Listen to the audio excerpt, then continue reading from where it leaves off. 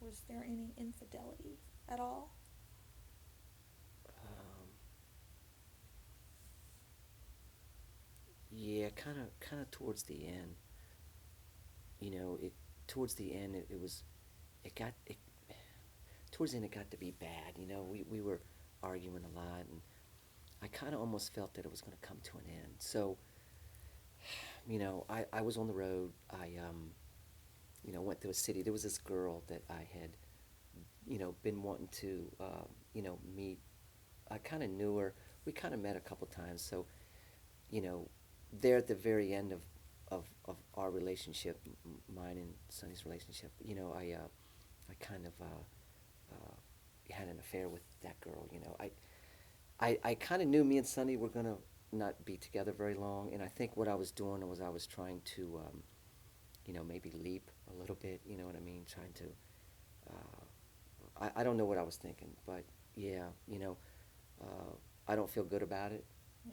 You know what I mean? I don't feel good about what I did, but um, uh, I think overall, us not being together anymore is probably good. You know what I mean? I think she's happy. You know, I'm not happy, but uh, you know, we're both gonna move on. You know what I mean? And hopefully we can talk sooner or later. You know, and we haven't. I haven't talked to her since I left that that day. Um, Wow. yeah, I haven't talked to her since that day. Wow. Hopefully someday I will. Yeah, I would hope so too. Yeah, Both of you guys are fabulous people. yeah, And you know, when you move on and you become happy, you're not holding grudges. You're wishing the other one yeah. well. I don't want to hold grudges, Yeah. and I don't. I love that Good. girl. You know, I still love her. I mean, if she called me up Aw. tomorrow and said my car's broke down, I need $500 to fix it, she'd probably have it in about 5 minutes. You Oh, know, that's just what I think about her. You know, she's yeah. an adorable girl. She's beautiful. She's adorable. I would Uh, have to uh, agree. yeah, Just she's special. she's a very special, special, special, Yeah, special young lady. she is. She's I special. really looking forward to getting to see her maybe this summer Yeah, myself. yeah. So the your indiscreet discretion, was it worth it? I mean, you guys were squabbling maybe, and you felt that you know what, it wouldn't really matter. But now, in hindsight, it's always 2020. I wish I could change it. I wish Yeah, I did. I wish it didn't happen. You know what I yeah, mean? I wish. I mean, I wish. I wish it didn't happen. I wish. I knew that it was kind of coming to an end. You know, I something inside of me, I felt it. I felt, you know, we started, you know, arguing on just a little bit more, and you know, so, um, you know, there'd been this girl that I had been wanting to go out with for like, you know, a couple of years, and you know, uh, I was out on the road, and uh, it just happened. You know what I mean? I mean, it wasn't like, you know, it wasn't like really planned. It wasn't like a planned thing, you know. But you know, after it all happened, and this was within, you know, probably a couple of weeks of us splitting up. You know, I I see. just, you know, I knew that we were probably not going to be together much longer. So, you know, you know, I had an affair with this girl, and I mean, I felt bad about it. You know what I Mm, mean? When I did go back to right, Florida, right. um, I wanted to so bad to sit down and just tell her. You know what I mean? But but I couldn't. You know what I mean? It never came out. I once I left, um, uh, I tried to come back to tell her. I wanted to meet with her and tell her. You know what I mean? You know, when I didn't, uh, I left because I thought it was the best thing to do for both of us. Um, and I think she felt the same way. I think we were both relieved when when it was over. I honestly feel that way. Uh, Man, I still love her. I'm sitting here as I sit here right now. I still love that girl. I think she is adorable. Yes, Um, she is. I wish her well. You know what I mean? sooner or later she's gonna, find someone, and hopefully, I can't imagine her kids not being beautiful, you know. Um, but yeah, she'll move on, and I'll move on, and that's just the way life treats us. Life, Yes, we just life move goes on. on. So, Life goes on. mommies tell your daughters not to marry rock stars, are they? Yeah. Yeah. Yeah. Yeah. So yeah, it's over. But I wish her well. Yeah.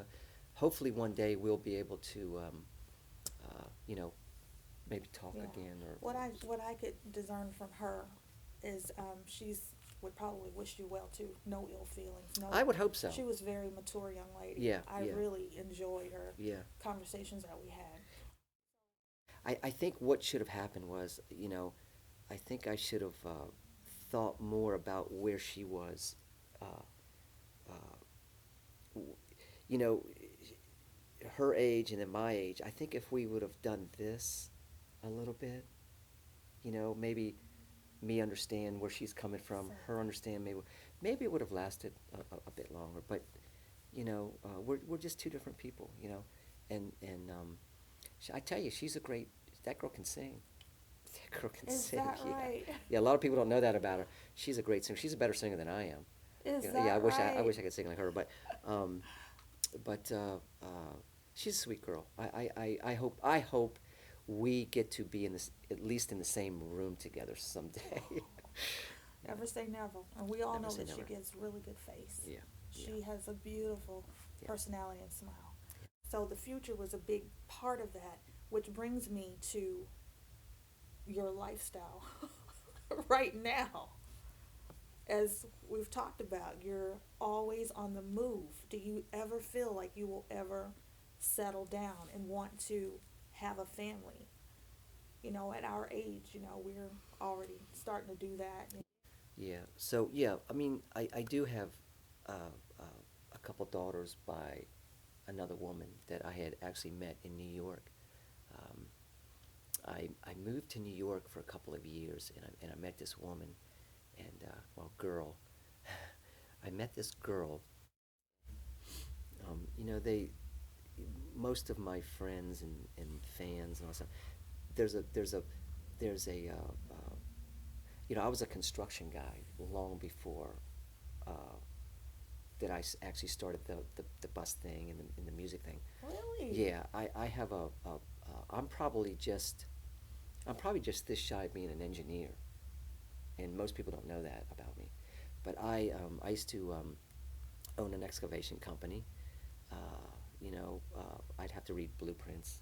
I'm really good at it. Really good at reading blueprints and building roads, and running big Caterpillar equipment is if I put guitar playing and running heavy equipment, I would say they're pretty equal. You know. Is that Yeah. right? Yeah. You? Yeah. Believe it or not. Yeah. That is Yeah. fascinating. Most people don't know that about me. That That's I come from a, fascinating. a construction background. When I had my excavation company, I actually took time off from writing and playing, and I was actually doing country music when at that particular time. I don't know even know how it that all that happened. I'm not quite sure how I. Friends of mine worked for Dwight Yoakam, and they invited me to the show. And once I saw Dwight, I was like, wow. I took a year and stayed in my apartment and just wrote country songs. And my friends worked for Dwight, so they invited me to a show out in Vegas. And when I saw him, I was like, wow, this is like really cool stuff. So I got to be good friends with him, and they actually let me do some shows with him, and uh, it was fun. I mean, Amazing. country people and country music and people in general, they're just fun. They're really fun, and it treated me good for a long time. It treated me good. That was the reason I moved to Nashville. I left L.A., wanted to move to Nashville. RCA Records called me up when I was playing country music, and they wanted to sign me. RCA Records wanted to sign me. Um, they called the house, and I'll never forget that day. They called the house. I was actually staying. I was living with all of the Dwight Yoakam techs, like the guitar tech, the the drum tech and Dwight's personal assistant and all that. So I was living there. So they called the house. RCA Records actually called the house, and one of my roommates answered the phone and said, and I was in the shower, and I got out of the shower. He goes, RCA Records just called the house. I'm like, I don't know anybody from RCA Records, and they said it was the RCA Records in Nashville. I said, well, I know I don't know anybody there because so so this guy had a guy from RCA Records in Los Angeles had come to my show, and I didn't realize it, and he had um, I had contacted him, and I must have given him my number or something because he had called the house. They got my number, so RCA Records called the house, and so I called him back and I said, "Hi, this is Jimmy. Somebody from RCA Records called me," and it was one of the A&R guys in Nashville. So I really thought I was going to get a deal with RCA Records. So silly me picks up and moves to Nashville, and which was the greatest move I've ever done, to be honest with you. I've met so many good people there, and I wouldn't be sitting here with you had I not moved to Nashville. I can tell you that because it, you know, you everything leads up to something. You know what I mean? And that's how I look at things. But it was a good move. So anyway, I never got the deal with RCA Records, and then I went into construction. That's when I went into to doing. I think I got frustrated with music for a while. Went out and took out a big loan and started a construction company. And then I went down to. I got a call from a contractor to go down to Katrina when Katrina hit. So I actually took my construction company down there, and I was making so much money. I was making like 30, 40, 50 grand a week down there. You start buying things. Yes, You you know what I do. mean? And so, you know, I wanted to build my own house, so I built this 3-level, beautiful home in Nashville. Yeah, and from ground up. So I was actually in Katrina. I was actually in Louisiana doing the Katrina thing. So I'd have to come back every 2 weeks because what they did was they said, you'd have to come back and design. Do you want what kind of flooring do you want? So I'd have to come back every couple of weeks and tell them what I wanted. I want wood floors in here. I want, you know, stainless steel uh, refrigerators and stuff. So this went on for a little while, and then and then things got after that was all over with. And the money kind of runs out. You know what I mean? Because you just spend it. Your money's no good with me because I have plenty of money, right? So the money sooner or later runs out. Yeah. And then things got really, really bad. The construction business got really bad. So I had a contractor. I got taken for about 130 grand, and I still had the house. I still had the tour bus. I bought pickup trucks. I bought more Caterpillar equipment. So I thought that I could. I thought that I could get through it, but I didn't. Wow. So I wound up losing the house. Oh. Had to get rid of the tour bus and all the equipment and everything. And I was actually, and a lot of people don't know this, but I was actually homeless for about for a couple months. I was homeless after all that. After making all that money, you know, um, I was actually homeless. I lived in my pickup truck for months, and I had friends. God bless them. Without friends, what would you do without friends? Exactly. They would give me $20 here to eat on and come get me because I didn't have enough gas to get out of the parking lot. I was actually staying in a Walmart parking lot, believe it or Oh. not. Looking back on everything, it is a humbling experience. Um, you realize that you don't need the big house. You don't need, Exactly. you don't need all that. You don't. I was the only one living in the house. I actually built the house. I was on tour. I remember this. I was on tour with Tim McGraw, and we were doing a show in Connecticut. We were in, it was a casino in Connecticut. I can't remember the name of the casino. And I met this girl. And this was right at the beginning before I went down to Katrina. So we started dating. I I looked down at her boots and I said, "Nice boots." I couldn't even tell you what she looked like. I just said, "Wow, those are really nice boots." And I sat down, and I looked up at her. I said, "Oh, have a seat." She goes, "Well, where am I going to sit?" I said, and I looked around. There was no other seats. I said, "I guess you're going to sit right here." So she sat on my lap, and we wound up dating for a long time. She lived in Boston, Massachusetts.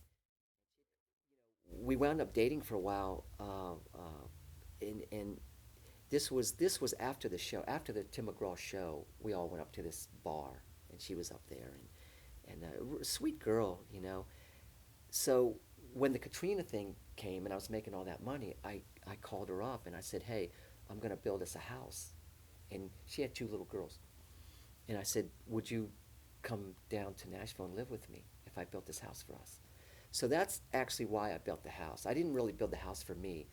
We wound up breaking up. Her mother and dad didn't want her to move down to Nashville because Oh. they'd never see the kids anymore. Oh. So we wound up splitting up. So here I am in this big house by myself. You know, you look back and you're in the sitting, laying in the back seat of your pickup truck, and you're going, "Wow!" Like, you look back and you go, "Did all that just really happen?" Like, wow! Like, I had a house, I had pickup trucks, I had tour buses, and I had money. And uh, I mean, I don't know. I don't think I don't think I would trade that. Yeah. I don't think I would trade that roller coaster ride for anything, because when you're laying in the back of a pickup truck, you're going, "Wow, okay." The only way you got to go up. You Right. can't go no more 'Cause you're down. I mean, already you're at the living in the back bottom. of a pickup truck with no gas in it to even use the AC or the heater. But so it got a little rough there for a while. It really, really did. But I wouldn't trade it for anything. You know what I mean? It was an experience, man, that some people really need to experience. Those are the life experiences that help us understand what's important. Yes. You knew who your friends were back at Yes. that time. Yes. Who were just there for Yes. the ride, Yes. and who was your ride or die, as they Yes. say. Yes. That's what differentiates Yeah. the true from the foe. Oh yeah. Yeah. And I had some dear friends that just Mhm. came to my rescue, and it was then that I decided that maybe the construction thing really wasn't for me. I basically had lost everything, and so it was then that I decided to just, you know, I came to Nashville for a reason, to play music. So I decided to, play music and forget Mhm. about all that, Mhm. trying to own the world and Mhm. trying to, so that's when I started, my solo project, Mhm. and that's when I wrote No Strings Attached. And I've said this in a couple other interviews, when I wrote that song, I didn't even own a guitar when I wrote No Strings Attached. I wrote it in all the guitar centers across the country because Wow. I was on tour. I Right. went back to touring, driving a bus. Wasn't making a whole lot of money, but every guitar center I went into, I'd pick up a guitar and I'd write another lick for No Strings Attached. And so that's how that song got written, you know. One of my favorites, as a matter of fact. Yeah, yeah, one of my favorites too. One of my Yeah, favorites. Got that yeah. Joe Satriani feel to it. Yeah, that's a special song. I mean, Mhm. I could probably never write another song like that again. It was just, I think it was a period in my life that just that song came out of just the period that I was going through. You know what I mean? And I had to write a special song, and and that's the song. You know what I mean? That'll be my special song forever. I think a lot of your fans would agree too. Yeah. That's their special song. Yeah. So, where do you see yourself maybe in the next 5 years? The next 5 years, woo boy. Uh, well, we. Um, I don't know if you knew this. I have a movie project also. I don't know if I I mentioned read that a to you or little not. bit Yeah. about that. I have a script. I was right when all the construction stuff was going sour. Um, I was dating a girl, and she actually passed away. And I lost my house. I lost everything, so I moved in with her for a little bit. And she actually wound up. She passed away, and she had a house and everything. And I didn't want to leave the house. Mhm. Her dogs to make a long story short, the movie script is being written right now is about that time period in my life. I didn't quite understand why she would never come to my house and spend the night. She'd come over. This is when I still had the house. She would come over, but she would never spend the night. And I would get really upset with her. And she would tell me that she had the 3 dogs at the house that they didn't know what to do without her. She couldn't have kids. And I didn't know this in the beginning. Right. She couldn't have kids, so those were like her kids. And when I say that those dogs, when those dogs seen her, they acted like her kids. It was just incredible. So she wound up passing away. I wound up staying at the house. The dogs got used to me. So when she died, I moved in her house. They became my kids. Everything that she did that I disagreed with, she had a perfect reason for it. I just didn't understand it. I was now doing. She was gone. Here's this big house, 3 dogs that only knew me now. So they became my kids. So, Wow. so I was laying in bed one day and trying to figure out what had just happened. She passed away. I'm living in her house. There's nobody else to take care of anything here. Then I started understanding more about what she was going through because I couldn't leave for long periods of time. Yes. I started understanding more and more what was going through her mind. So I laid on the bed one night and I said, "Wow, you know what? I'm going to write a screenplay, a script about this." So a lot of people didn't agree with me. Like a lot of her friends were like, "You're going to try to capitalize on her death?" I'm like, "No, it has nothing to do with that. It has something to do with who she was because she was a wonderful, wonderful person. Everybody loved her." And Beautiful. yeah, and I wanted to just let everybody know the life that she lived, and I wanted to write a movie about it, so I did. So the script is being written now.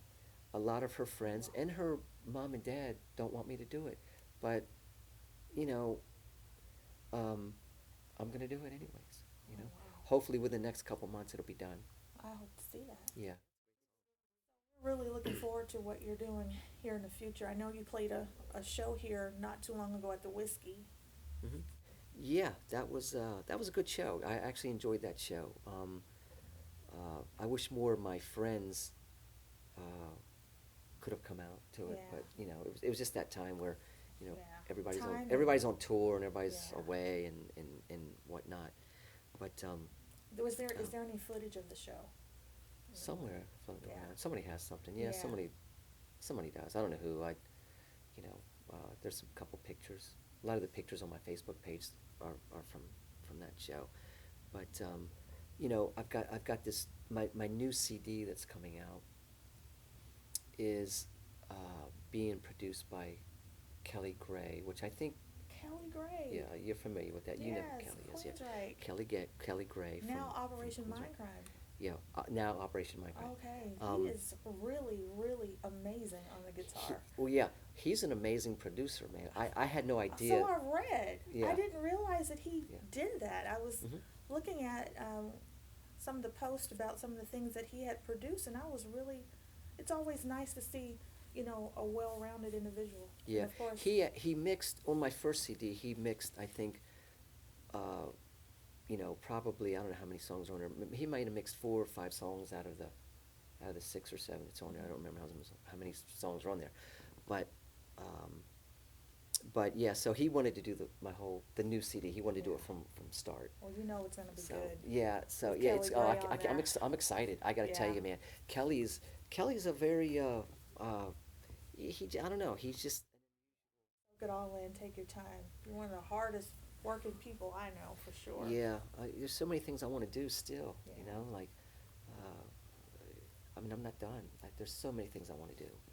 You know. Jimmy's never going to quit. But but yeah. So wow. So man, I'm just glad to see you again. I'm glad to see you too. I'm um, so glad that I can't believe it. I still can't believe that you're I'm here. here. It's hard to get Yeah. you to settle in one place before Yeah. you're leaving again. Thank you Well, so much. yeah. When I came all the way from Toronto, so it was a little bit of a truck to get here. Oh. Thank you. But I'm here. Thank you so much. So I'm going to see you again soon, all right? Yes. Right? Yes, really, really, really soon. You don't stay gone too long. Hi, everybody. Lori Starr coming at you. Thank you so much for tuning in to parts 1, 2, and 3 of Up Close and Personal with Jimmy Allan Sine. I hope you enjoyed it. Please visit Jimmy's website, and you can visit his Reverb Nation page and also enjoy his music. Thank you so much for tuning in.